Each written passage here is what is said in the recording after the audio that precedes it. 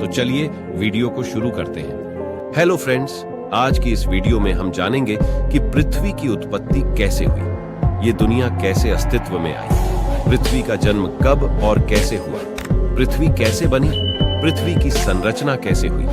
इस तरह के सवालों का जवाब जानने के लिए हर कोई उत्सुक रहता है। आखिर ये कैसे एक ग्रह बना और इस पर इंसान कैसे आए।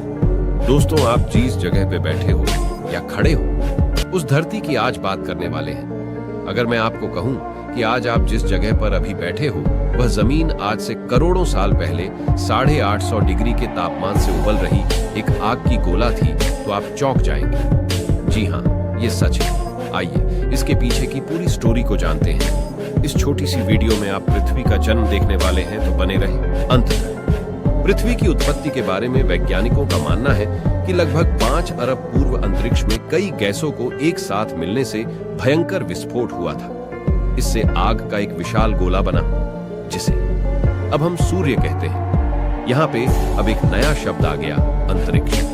जी हाँ, अंतरिक्ष मतलब होता है अंतरिक्ष एक ऐसा विस्तार है जो पृथ्वी से कुछ दूर हटकर और आकाशीय पिंडों के बीच मौजूद है, जिसे इंग्लिश में स्पेस कहते हैं। धमाका इतना जोरदार था कि चारों तरफ धूल के कण फैल गए और गुरुत्वाकर्षण बल के कारण ये कण पत्थर के छोटे छोटे टुकड़ों में बदल गए। अब यहाँ एक नया शब्द आ गया, गुरुत्वाकर्षण बल। गुरुत्वाकर्षण बल का मतलब होता है आम भाषा में अपनी तरफ खींचना। फॉर एग्जाम्पल, जिस प्रकार चुंबक लोहे को अपनी तरफ खींचता है, वैसे ही यानी कि गुरुत्वाकर्षण बल वह आकर्षण बल है जिसे पृथ्वी किसी भी वस्तु को अपनी तरफ खींचती है। कई सालों के अंतराल के बाद ये कण आपस में जुड़ने लगे और कुछ समय बाद सौरमंडल का जन्म हुआ। जी हाँ, सौरमंडल का मतलब होता है सूर्य के चारों ओर चक्कर लगाने वाले आकाशीय पिंडों को स्वरमंडल कहते हैं। और इस तरह लाखों साल बाद गुरुत्वाकर्षण बल के कारण पत्थर और चट्टान आपस में जुड़ने लगे। इस तरह धरती आग के गोले के रूप में पैदा हो रही थी।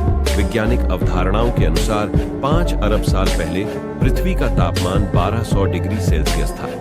ऐसे समय में धरती पर सिर्फ उबलता हुआ लावा, चट्टानें और कई जहरीली गैसें हुआ करती थीं। ऐसे में पृथ्वी पर जीवन का अस्तित्व होना असंभव था। अब यहाँ एक नया शब्द आ गया, लावा। लावा का मतलब होता है नगमा के बाहर निकलने वाले रूप को लावा कहते हैं, जो पृथ्वी की सतह के नीचे निर्मित होता है। और फिर एक नया शब्द आया, चट्टान।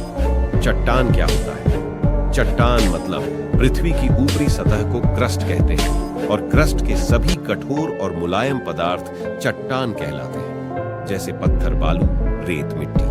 और पृथ्वी की उत्पत्ति के समय थिया नामक ग्रह 50 किलोमीटर प्रति सेकंड की गति से पृथ्वी की ओर बढ़ रहा था। ये गति बंदूक से निकली गोली से 20 गुना अधिक तेज होती है। ऐसे में जब थिया ग्रह पृथ्वी की सतह से टकराया तो जोरदार विस्फोट हुआ, जिससे बहुत सारा कचरा धरती से बाहर निकल गया और साथ ही वह ग्रह धरती में समा गया। हजारों वर्षों के अंतराल के बाद गुरुत्वाकर्षण बल के कारण पृथ्वी से निकला कचरा एक केंद्र के रूप में बन गया, जिसे हम चंद्रमा कहते हैं। इस प्रकार चंद्रमा की उत्पत्ति हुई थी।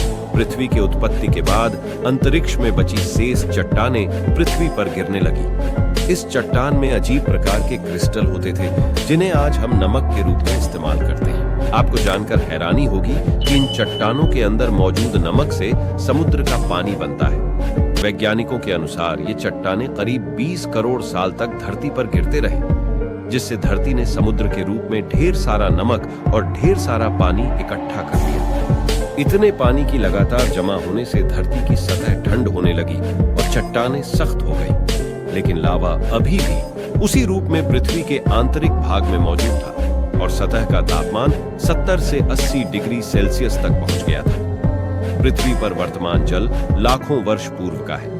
उस समय चंद्रमा पृथ्वी के बहुत निकट था, परंतु एक लंबे अंतराल के बाद चंद्रमा और पृथ्वी के बीच दूरी बढ़ने के कारण पृथ्वी पर तूफान शांत होने लगे।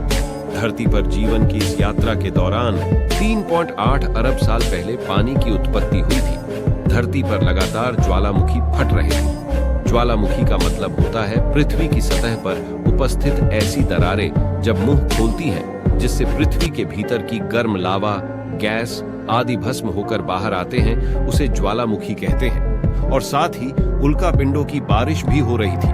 उल्कापिंड का मतलब होता है आकाश से कभी कभी आपने जलती हुई रोशनी के साथ एक गिरते हुए गोले जैसे दृश्य को जरूर देखा होगा। उसे उल्कापिंड कहते हैं। उल्कापिंड के माध्यम से पानी और नमक के साथ साथ अन्य पदार्थ भी पृथ्वी पर आ रहे थे, जिनमें कार्बन और अमीनो एसिड आदि पदार्थ थे जो हर जीव जंतु में मौजूद होते हैं। इतनी ऊंचाई से उल्कापिंड गिरने के कारण वे गहरे पानी में चले जाते थे, जहां सूर्य की किरणों का उन तक पहुंचना असंभव था। बाद में यह उल्कापिंड ठंडे होकर पानी में जमने लगे। इसके बाद ये एक तरह से चिमानियों का आकार लेने लगे और ज्वालामुखियों की दरारों में पानी घुसने से चिमनियों से धुआं निकलने लगा, जिसके बाद में एक तरह के केमिकल का स्वरूप ले लिया, जिससे पृथ्वी पर सूक्ष्म जीवन प्रारंभ होने लगा और पृथ्वी पर एक एकल कोशिका जीवाणु की उत्पत्ति हुई। तो मेरे प्यारे दोस्तों, ये आपको समझ में जरूर आया होगा कि किस तरीके से पृथ्वी का जन्म हुआ था